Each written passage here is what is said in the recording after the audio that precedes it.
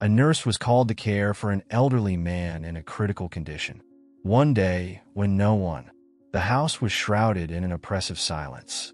The heavy autumn air brought a persistent chill, cutting through the space with a sensation that transcended physical temperature. Grace tightened her coat around her body as she crossed the long hallway leading to John's bedroom. It was her first week in that house, and despite her vast experience, she felt something different. Something dark, as if the place was steeped in secrets that were better left unspoken. When she entered the elderly man's room, her eyes fixed on John's still figure. He was there, trapped in a body that no longer obeyed, his slow and irregular breathing the only sign of life. Grace sighed. Caring for patients in a vegetative state wasn't new to her, but this case felt different.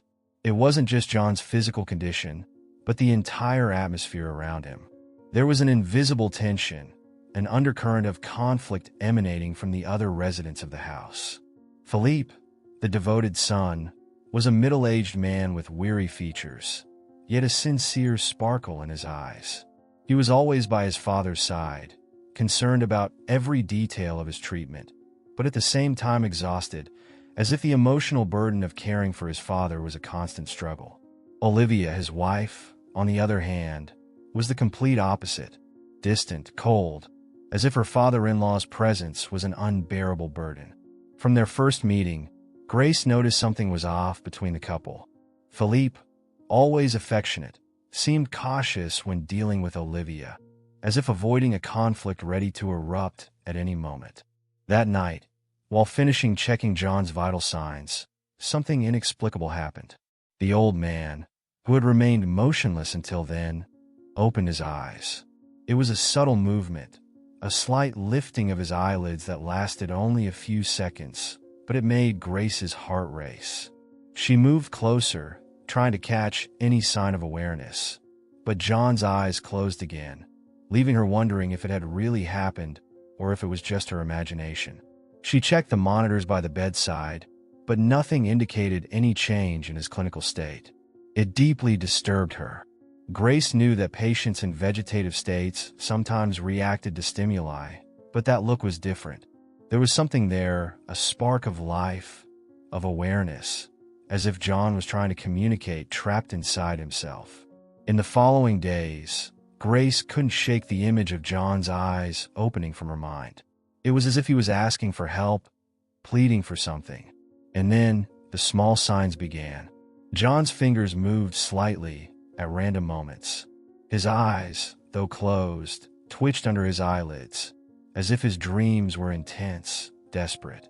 Grace mentioned these episodes to Philippe, who looked at her with skepticism, but didn't dismiss her observations. He was so emotionally invested in his father that he seemed incapable of processing any changes without fearing it was all wishful thinking. Olivia, on the other hand, seemed bothered. Whenever Grace spoke about John's subtle movements, Olivia avoided eye contact and changed the subject to trivial matters, as if unwilling to acknowledge what Grace was suggesting. Around the same time, Grace began to notice something even more disturbing: the unmarked bottle. One night, during her routine medication check, a small bottle hidden at the back of a drawer caught her attention. The bottle was discreet, with no label, and when she opened it, the bitter smell of its contents made her suspicious. What was it? Why was it there, without a prescription? Grace knew the doctors had established a strict medication schedule for John, and that bottle wasn't part of it. Her instinct screamed that something was wrong. In the days that followed, Grace began observing Olivia's actions more closely, and what she discovered alarmed her. Olivia, with calculated calm, was giving John extra doses of medications that weren't prescribed.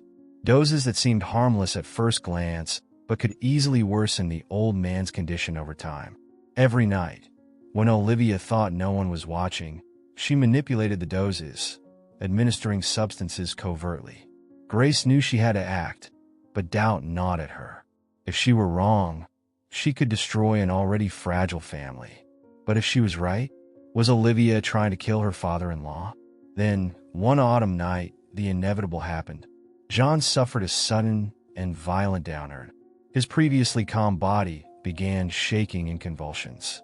Grace, who was on duty, acted quickly, doing everything she could to stabilize him. At the same time, her heart was heavy with suspicion. This wasn't natural. Something had triggered this critical state. As the ambulance arrived, Olivia entered the room, pale as a ghost. Her eyes, once cold and calculating, were now filled with silent guilt. Before we start the story, I'd like to know what city you're watching from. Tell me in the comments, and I'll leave a heart for you. When the doctor arrived, Grace summoned the courage to speak. With the unmarked bottle hidden in her pocket, she approached Philippe and told him everything. About the medications, Olivia's suspicious actions, the strange behavior of his father. Philippe, initially incredulous, looked at Grace as if she had spoken something absurd. But something in her expression, the firmness in her voice, made him hesitate. And that's when the first twist came. Grace wasn't the only one with suspicions. Philippe had long suspected his own wife. He confessed, in a low, trembling voice, that he too had noticed changes in Olivia's behavior in recent months. Small actions that seemed harmless but, together, painted a darker picture. Olivia had been different ever since John became dependent, more distant, as if she were waiting for something, waiting for it all to end once and for all. But what came next left Grace completely stunned. Philippe revealed that months earlier, he had found an altered will, where Olivia was the main beneficiary in the event of John's death. The document, hidden among his father's belongings, was the first clue that something more sinister was going on. Now, John's fate was hanging by a thread, and the pieces of this disturbing puzzle were beginning to fall into place. The atmosphere in Philippe's house was heavier than ever. After Philippe's shocking confession about the will, Grace couldn't shake the feeling that something terribly wrong was happening there. From that moment on, she knew the situation required constant vigilance. John's condition worsened each day, and Olivia's presence became a suffocating shadow, always lurking as if to ensure no one interfered with her plans. Grace began sleeping less and spending more time watching for details. Every little movement Olivia made was meticulously analyzed. The nurse no longer trusted anything the woman said or did. There was something chilling about the way Olivia dealt with her father-in-law, as if his life was an inconvenience to be eliminated. In contrast, Philippe seemed caught in a spiral of confusion and despair. He didn't want to believe that the woman he had built a life with could be capable of something so terrible, but the evidence was starting to weigh on his mind. John, meanwhile, remained in a state that oscillated between near wakefulness and deep unconsciousness. Grace believed he was fighting to communicate, trying in some way to signal that he knew what was happening around him. Every tiny movement of his fingers or flutter of his eyes rekindled Grace's hope. Perhaps he was conscious, trapped in a body that no longer obeyed the commands of his mind, silently witnessing everything. One night, while Philippe was out attending to urgent matters and Olivia had already retired to her room, Grace was alone with John. Feeling compelled to seek more answers, she sat beside him, took the old man's limp hand, and began speaking softly, as if hoping that, on some level, he could hear her. "John, if you can hear me, please, give me some sign." Her voice was firm but filled with emotion. "I know something's wrong here. If you're trying to say something, I'm here. I'll protect you." For a moment, nothing happened. The sound of John's soft breathing was the only noise in the room. Grace was about to release his hand when she felt a slight squeeze. Weak, almost imperceptible, but still real. Her heart raced. She wasn't imagining it. He was there, somehow, trying to communicate. But the brief joy was quickly replaced by a sense of urgency. If John was trying to communicate, it was because something was truly wrong. She needed to act quickly, before Olivia could do more harm. At the same time, Grace knew she couldn't just accuse Olivia without concrete proof. A plan was necessary, a strategy to expose the woman's intentions without leaving room for doubt. In the following days, Grace began noting down every little detail she observed. She saved samples of the medications, cataloged the times when Olivia entered John's room, even conversations that seemed trivial. The longer she spent in that house, the more Olivia's behavior seemed suspicious. Every interaction between her and her father-in-law was marked by a calculated coldness. It was as if Olivia no longer had the patience to keep up appearances. Tension was building. Aware of Grace's watchful presence, Olivia began to show her displeasure more explicitly. Her comments became sharp, and the hostility between the two women grew more evident each day. Philippe, caught between caring for his father and the suspicions that were beginning to corrode his relationship with his wife, could no longer hide his anguish. "Grace, I need your help," Philippe said one night, his voice trembling with uncertainty. "I don't know what to think anymore. If Olivia is really doing this, I don't know if I can handle it." Grace looked into his eyes and saw the weight of the pain he was carrying. Philippe loved his wife, but his love for his father was born from a lifetime of devotion. The fear of losing both, one to Olivia's emotional poison and the other to imminent death, was dragging him into a pit of despair. "We're going to find out the truth," Grace said firmly. "No matter the cost. Your father needs us." That same night, fate took another dark turn. While Grace finished her notes and prepared to end her shift, Olivia entered John's room with an expression Grace had never seen before. There was something predatory in the way she moved, a coldness that sent a shiver down Grace's spine.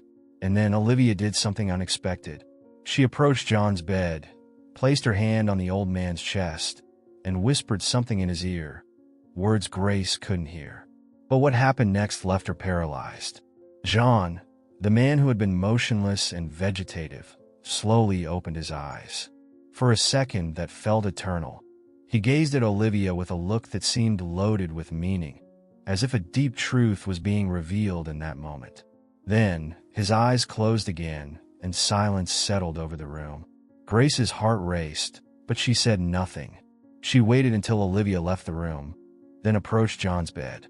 She placed her hand on his wrist, feeling the faint rhythm of his heart. He was alive, but something had changed in that moment. It was as if that brief contact between father-in-law and daughter-in-law had been a silent confrontation, a bitter farewell, or perhaps a plea. That night, Grace couldn't sleep. The image of John's eyes opening for that brief moment haunted her. What had Olivia said? What had he tried to express with that look? The next morning, Philippe found her already awake, exhausted and lost in thought. When she told him what she had seen, Philippe's face turned pale. He knew that, as much as he wanted to deny it, something serious was happening. "We have to act," Philippe said, his voice low but firm. "I can't ignore this anymore. What do you think we should do?" Grace knew it was a decisive moment. It was time to stop observing and start fighting. With the suspicious bottle in hand and her meticulous notes, she suggested they contact a trusted specialist to examine the medications and determine if something was indeed wrong with John's treatment. But they knew that taking this step would trigger a series of consequences. Olivia would sense the betrayal, and her reaction could be unpredictable. And then came the question, how far would she go to protect her secrets? As Grace and Philippe prepared for their next move, a certainty began to grow in the nurse's heart. This wouldn't be an easy battle, and what was at stake wasn't just John's life. Something much deeper was at play in that house. That morning, the house seemed quieter than usual, as if the very air was waiting for something terrible. Grace knew there was no time to lose. The fight between her and Olivia, which until then had taken place in the shadows, was about to come to light. With Philippe by her side, they needed definitive proof. The confrontation was inevitable, but before that, Grace needed something to ensure that Olivia wouldn't escape the consequences of her actions. She started the day as usual, but with each passing minute, she felt the weight of the decision they had made. Going after a specialist meant bringing all their suspicions to light and cornering Olivia. Grace knew the woman would react, and the unpredictability of the situation made her uneasy. Philippe was more distant. Although he was determined to protect his father, the confrontation with reality was devastating. He avoided looking directly at Grace, as if afraid that his decisions would drive him away from the woman he once loved. Olivia had been his partner for years, And while there were suspicions, accepting that she could be deliberately trying to kill John was a nearly unbearable burden. The tension was about to explode. That afternoon, after her shift, Grace left the house and went directly to the office of an old friend, Dr. Almeida. A specialist in geriatrics with an impeccable reputation, Almeida was known for his integrity and deep knowledge. When she arrived at the office, Grace was anxious but determined to act quickly. "Grace, it's been a while," Almeida said, his expression worried when he saw the tense look on the nurse's face. "What's going on?" Grace explained everything, detailing the medications, the changes in John's behavior, and her suspicions about Olivia. She handed over the unlabeled bottle, hoping Almeida could clarify what was really happening. After a few minutes examining the bottle, Almeida looked at her with a serious expression. "This medication shouldn't be administered to a patient like John. In the right dose, it can be used in palliative care to relieve extreme pain, but continuous and uncontrolled use can cause progressive deterioration. If John is being given too much of this, it would explain his decline." Grace's heart sank. Her suspicions were confirmed. Olivia was slowly poisoning John, disguising her intentions as care or relief from suffering. There were no more doubts. Grace knew Philippe needed to hear this immediately, but at the same time, they had to be cautious. An accusation of this magnitude could provoke a dangerous reaction from Olivia. When she returned to the house that night, Grace found Philippe waiting for her in the living room. His face was weary, and he seemed even older than the day before. When she reported what Dr. Almeida had discovered, Philippe's reaction was a mix of shock and anguish. "She was doing this the whole time," he murmured, more to himself than to Grace. "I wanted to believe she wouldn't be capable, but I knew, deep down, that something was wrong." Grace watched him with empathy. She knew how much that revelation hurt. Philippe was facing the betrayal of someone he deeply loved, someone with whom he had shared a life. But now, he would have to choose. He would have to decide whether to protect his father or continue ignoring the truths unfolding before his eyes. "We have to act now," Grace said, firmly. "We need to confront her, and we need to make sure John is safe." Philippe agreed, but his voice was weak, as if the weight of the decision was crushing him. They would have to do this the right way, cautiously, or they could put everyone at risk. That night, dinner was an exercise in nonverbal tension. Olivia was strangely calm, as if sensing that something was about to happen, but without showing any concern. Grace watched her every move intently. It was like sitting next to a snake, ready to strike. Philippe could barely eat, and his eyes avoided his wife's. After dinner, Grace and Philippe were ready. They decided they would wait for Olivia to retire to her room before reaching out to the doctor and authorities. However, what happened next took them completely by surprise. When Olivia went upstairs to John's room, something felt different. Grace felt the air change, a quiet anxiety taking over everything. The feeling was palpable, as if something inevitable was about to happen. Philippe and Grace followed Olivia at a safe distance, driven by a dark suspicion. Upon entering the room, Olivia closed the door, but left it slightly ajar. Grace and Philippe approached quietly, peeking through the gap to witness a heartbreaking scene. Olivia was beside John's bed, holding his hand, but this time, tears were in her eyes. She seemed to be speaking to him, her voice low and interrupted by sobs. What caught Grace's attention the most was the vulnerability that Olivia rarely showed. She was muttering something, words that sounded almost like a confession. "I can't take this anymore," Olivia whispered, her voice breaking. "I'm so sorry, but I can't live with this anymore. You won't forgive me, I know, but I can't bear to see you like this." Shock coursed through Grace. Olivia wasn't just trying to end John's suffering for convenience. She was trapped in a web of regret and despair, a mix of guilt and exhaustion. Her cold behavior was, in fact, a mask for her own pain. But what Grace wasn't prepared to discover was the true reason behind Olivia's emotional breakdown. "I never should have accepted what he proposed," Olivia continued, her tears now flowing freely.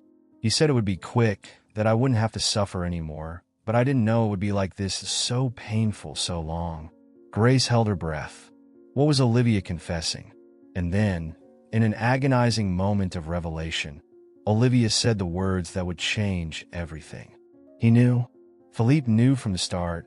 He asked me to do it. The ground seemed to crumble beneath Grace's feet. The revelation hit her like a brutal blow. Philippe, the devoted son, the man who had always seemed like the only one concerned for his father, had been complicit from the beginning. He had asked Olivia to speed up John's death. Philippe, standing beside Grace, was frozen. His expression, once filled with anguish, was now one of pure panic. He hadn't expected that to come out. The silence between them lasted an eternity, as Grace's world shattered. Olivia wasn't the sole villain. She had been manipulated by Philippe, caught in a scheme she couldn't escape. What would Grace do now, knowing that the man she trusted was as guilty as the woman she had long suspected? John's room, wrapped in shadows and silence, became the stage for a devastating revelation. Olivia's tearful, pained confession still hung in the air when Grace turned to Philippe. He was beside her, frozen, his face expressionless, as if the weight of his actions had finally crushed him. For a brief moment, Grace didn't know what to think. The man who had seemed the only one concerned for his father's life had, in fact, been plotting in secret. Philippe, the devoted son, was the real architect of this cruel scheme. Shock turned into a wave of anger, but at the same time, Grace felt a deep sadness. This man, whom she had seen so shaken by his father's condition, had been led into such a dark abyss that he chose to hasten his own father's death to ease his suffering, and perhaps his own. Olivia, still facing away from the door, hadn't noticed their presence. She kept speaking in a low tone, as if confessing everything to John, the immobilized man who seemed to be the only one capable of hearing and understanding her despair. "I didn't want to, John. I swear I didn't want to." Olivia sobbed, her fingers clutching the bed sheets so tightly that her knuckles turned white. Philippe insisted it was the only way. He said you wouldn't want to live like this, that you couldn't take it anymore. And I believed him. Grace felt a knot tighten in her throat. Philippe, standing beside her, didn't move. Guilt was written all over his face, but he couldn't utter a word. His eyes were fixed on Olivia, as if the pain of that revelation was too much for him to bear. But deep down, Grace knew there was no turning back. He had chosen that path, and now the truth was unfolding in a cruel and inevitable way. Grace took a step forward, her heart racing, knowing she had to confront them. There was no more hiding the truth. She opened the door fully, and the creak echoed in the room, catching Olivia's attention. The woman turned abruptly, her eyes red and her breathing heavy. The shock and fear on Olivia's face were evident. She knew everything was about to fall apart. "You heard," Olivia murmured, her voice barely audible, her body trembling. "You heard everything." Grace, with a mix of compassion and anger, nodded. She stepped closer to John, the elderly man now at the center of a dark plot, and looked directly at Olivia. Her eyes, once so calculated, were now filled with despair. "I heard, Olivia." Grace's voice was firm, but her heart was heavy. "I know everything." Olivia, now desperate, began stammering incoherent words, trying to justify her actions, trying to make Grace understand her perspective. But the nurse knew it wasn't just about Olivia. Philippe, who had remained silent until now, needed to speak, needed to face the consequences of what he had done. "Philippe," Grace called out, her voice low but piercing. "You need to tell the truth." He remained silent, his eyes vacant, as if lost in a nightmare from which he couldn't escape. Grace knew that behind that mask of disbelief, Philippe was being consumed by guilt. He finally raised his eyes and met hers. Philippe began, his voice broken. "I thought it was the best thing to do." He finally confessed, his voice a whisper of pain. "My father, he was so full of life. And now look at him. The man I knew is no longer here. I thought it would be an act of mercy, that it would spare him this endless suffering. Grace felt the weight of Philippe's words. As morally wrong as his actions were, she could see the sincere suffering on his face. The pain of losing his father, even though he was still alive but trapped in a body that no longer responded. Yet, this was not the way. The decision to take John's life wasn't Philippe's to make. It wasn't anyone's, except John's, if he could have decided. "Philippe, you didn't have the right to make that choice for him," Grace said, sadness deep in her voice. "You love him, I know that. But love doesn't justify what you did. Trying to shorten someone's life, even thinking it's out of compassion, can't be the answer." Olivia, now sitting by the bed, sobbed quietly, guilt eating her from the inside out. She wasn't the only one to blame in this story, but she had been part of a plot that almost led to John's death. And now, everything was out in the open. Philippe collapsed into a nearby chair, burying his face in his hands. The weight of betrayal, guilt, and pain consumed him, leaving him on the verge of collapse. "What do we do now?" he asked, his voice muffled, as if the question was more for himself than for Grace. Grace looked at John, still motionless, but felt an even greater responsibility on her shoulders. The decision to expose everything now rested in her hands.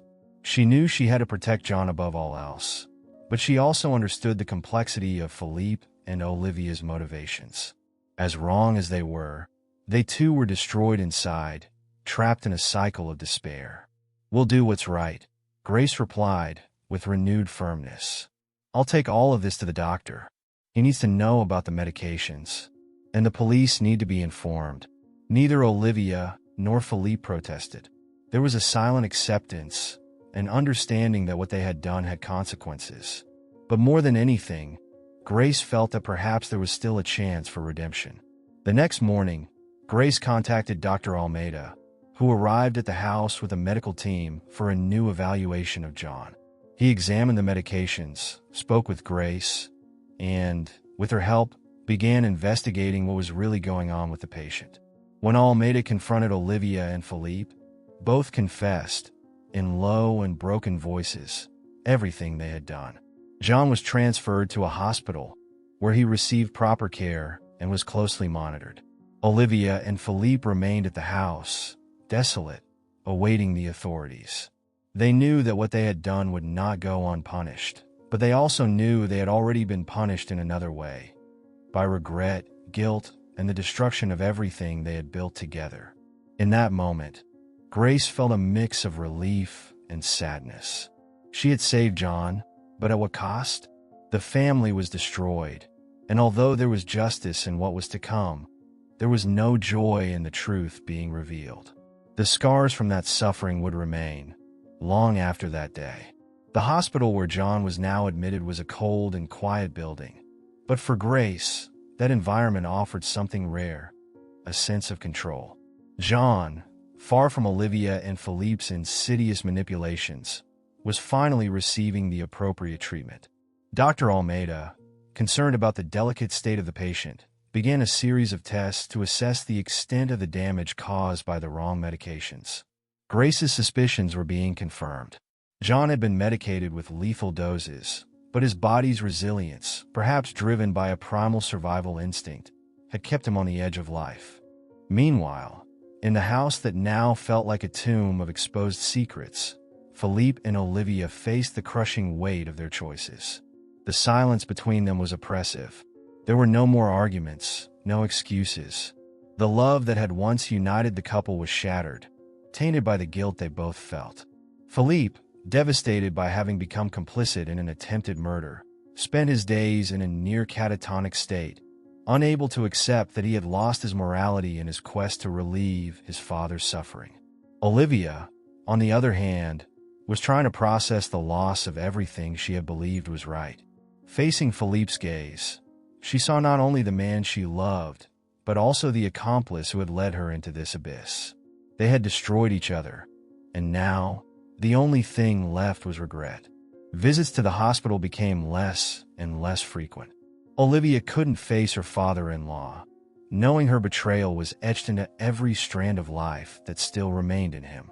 But Grace, still determined, had no time for lament. The feeling of duty propelled her forward. She spent hours at the hospital, by John's side, monitoring his slow but steady recovery. Each passing day, John showed small signs of improvement, and Grace's heart tightened with hope and anguish. Though his eyes remained closed and his movements were few, there was life there, a silent fight to emerge from the limbo in which he had been placed. One of those long nights at the hospital, something unexpected happened. During one of her shifts beside John, Grace noticed his hand, which had previously moved only slightly, clutched the sheets more firmly. The heart monitor next to the bed sped up slightly, and John's fingers contracted visibly. Grace leaned in closer, her breath held. "John," she whispered, gently squeezing his hand. "If you can hear me, try to move again." For a moment, the room was utterly silent, interrupted only by the sound of the machines. Then, as if her plea had been heard, John's eyes opened. It was a slow, almost hesitant movement, but it was enough to leave Grace frozen with emotion. Tears filled her eyes as she watched the man whom so many had abandoned awaken from his stupor. "You're here," Grace whispered, feeling gratitude flood her chest. "You fought your way back." John's eyes blinked slowly, as if he was trying to understand where he was. The time he had spent between life and death seemed to have left him disoriented. He tried to speak, but his words came out as scratched whispers, too faint to be understood. Grace squeezed his hand, staying calm. She knew this was just the beginning of a long process, but that moment of awakening was a sign. John was there, fighting, and she was determined to be his defender until the end. However, outside the hospital, the story was taking another turn. The truth about John's poisoning had already been reported to the authorities. Dr. Almeida, after confirming the incorrect dosage of medications, notified the police. The investigations intensified, and Philippe and Olivia knew the walls were closing in. When the police arrived at Philippe's house, he greeted them with a face marked by sleepless nights, deep-set eyes, and an empty expression. Unlike what Grace had expected, there was no resistance. Philippe was ready to face the consequences of his actions. He surrendered without saying a word, as if the weight of his guilt had led him to accept the fate he had forged himself. Olivia, however, was in a state of denial. She cried, pleaded, trying to justify her actions, claiming everything had been motivated by a desire to spare her father-in-law further suffering. But the evidence against her was overwhelming, and her manipulation of the medications could not be explained away as a simple mistake. She, too, was taken by the authorities, her desperate cries echoing through the house that was now completely devoid of any trace of happiness. Days passed, and Grace continued to stay by John's side. The recovery process was slow, but each small step forward was celebrated as a victory. The man who everyone thought was lost forever was beginning to regain not only his consciousness, but also his strength. Then came the day when John, on a cold morning bathed in sunlight, finally spoke clearly. "Grace." His voice was a murmur, but strong enough to be understood. "I know what happened. I know what they did." Grace remained silent, waiting for him to continue. John, with tears in his eyes, looked at her with a pained but grateful expression. "I heard everything," he continued, struggling. "Every word, every argument. I was there, trapped but aware. And you saved me." Those words hit Grace like an emotional blow. Throughout that time, John had witnessed his own betrayal, without being able to react, without being able to defend himself. And now, the complete truth was being revealed before her. Philippe and Olivia had acted under the mistaken belief that John was unconscious. But he wasn't. He had felt everything: the pain, the despair, and the fear. Grace held John's hand tightly, silently promising that no one would ever hurt him again. That man, who had almost been taken from life by those who were supposed to love him, now had a chance to start over. The conclusion of the story brought justice. Philippe and Olivia faced trial, and their actions were publicly condemned. The media covered the case, and the details of their cruel manipulations became headline news. The altered will, the doses of fatal medications, everything was exposed. Philippe, devastated by guilt, accepted his sentence without resistance. Olivia, on the other hand, tried to fight, but was ultimately convicted alongside her husband. John, with Grace's help, began his long road to recovery. Would he ever be the man he once was? Not entirely. The physical and emotional scars of that experience would stay with him forever. But he was now surrounded by genuine care, by a nurse who saw him as a human being, not a burden. Grace, in turn, had found her purpose. She not only saved John's life, but helped him regain his dignity.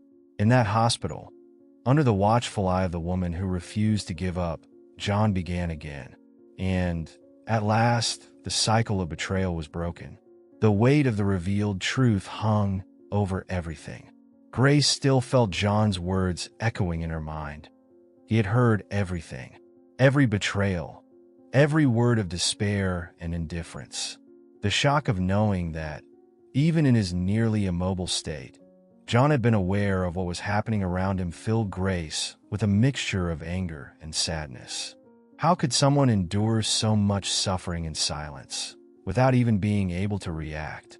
As John continued his slow recovery, the world around them began to react to the revelations. The case had gained notoriety in the local media. The fact that a son and his wife were involved in a cruel plan to hasten the death of a vulnerable elderly man was scandalous, and headlines screamed words like conspiracy and greed. Philippe and Olivia were in jail, awaiting trial, and the altered will that favored Olivia had been a central piece of the prosecution's case. John was still weak, but the clarity in his eyes was gradually returning, as was his ability to speak. Every word he spoke was a monumental effort, but he was determined to share what he knew. Grace stayed by his side, listening attentively as he recounted the most painful moments of his silent torment. When I started to realize something was wrong, John murmured, his voice raspy with weakness, but firm. I was confused. I thought it was just the natural course of my condition, that my body was betraying me. But little by little, the things I heard made me understand that wasn't the case. I knew they were determined to end it all. Grace listened with a lump in her throat. Each time John spoke of how he realized Philippe and Olivia's plan, she felt the gravity of the situation crush her chest. No one should have to live with that anguish. A man who should have been protected by his family was instead betrayed in the most cruel and heartless way. I tried to communicate, Grace, John continued, and his words broke her heart. But I was trapped. I screamed inside myself, but my body wouldn't obey. Every time Olivia came into the room, I felt death approaching, and I couldn't do anything. Grace squeezed John's hand tightly, holding back her own tears. There were no words to express how much she felt responsible for ensuring that John was protected, that those who had betrayed him were punished. She was the link between justice and his suffering. In the days that followed, Philippe and Olivia's trial moved forward, and the evidence against them mounted. The confessions obtained, the analysis of the manipulated medications, and the altered will made any plausible defense impossible. Philippe, who had initially denied his direct involvement, was forced to confront his own demons. During the trial, he finally broke down. In a packed courtroom, Philippe, head bowed, listened to his own lawyer try to present his version of the events. But it was useless. The burden of guilt had already destroyed any chance of defense. When called to testify, his voice was shaky and broken, reflecting the pain of someone who no longer had hope of redemption. I didn't want this to happen, Philippe began, struggling to hold back tears. I love my father, but seeing him there, trapped in a body that wouldn't respond, it was destroying me. I thought I was doing what was best for him. He paused, his face buried in his hands. I thought he deserved peace. The silence in the courtroom was absolute. Philippe, a man destroyed by guilt, had given in to despair. The judge, however, showed no mercy. The sentence was harsh. Both Philippe and Olivia were convicted of attempted murder and manipulation of medications with the intent to cause harm. They would spend many years in prison, and the world outside would see them not as victims of despair, but as traitors to a defenseless man. For Grace, the trial brought a kind of closure, but the emotional scar left on her soul wouldn't disappear anytime soon. Returning to the hospital every day, seeing John fighting to regain his strength, was a constant reminder that justice, as much as it had been served, never fully heals the wounds left by betrayal. However, there was hope. John was not only regaining his health, but also his dignity. With the help of the medical team and Grace, he began to communicate better, to move a little more each day. His body, once imprisoned, was now starting to respond in ways that surprised the doctors. The old man was determined to live, to overcome the death that had nearly claimed him at the hands of those he loved. Months passed since the trial. Philippe and Olivia were in prison, their names forgotten by society, while John, with Grace's help, continued his long and painful recovery. The emotional pain still existed, of course. It was impossible to erase the trauma of being betrayed by those he trusted. But John, now stronger both physically and mentally, was learning to live with it. Grace stayed by John's side throughout this time. She had become more than just his nurse. She was his friend, his confidant. Every bit of progress, no matter how small, was celebrated as a victory over the dark past. John, with his eyes no longer so clouded, always looked at Grace with a silent expression of gratitude. He knew that without her, he would have died in silence, a victim of the cruelty of those he loved most. One afternoon, as the sun set behind the hospital windows, John called Grace for a more serious conversation. His voice, now stronger, carried a tone of deep reflection. "Grace, I've thought a lot about all of this," he began, his eyes fixed on hers. "About what happened, about Philippe and Olivia, about myself." He paused, taking a deep breath. "The truth is, as terrible as their actions were, I need to find a way to forgive them." Grace looked at him, surprised. After everything he had suffered, forgiveness seemed impossible. But John continued.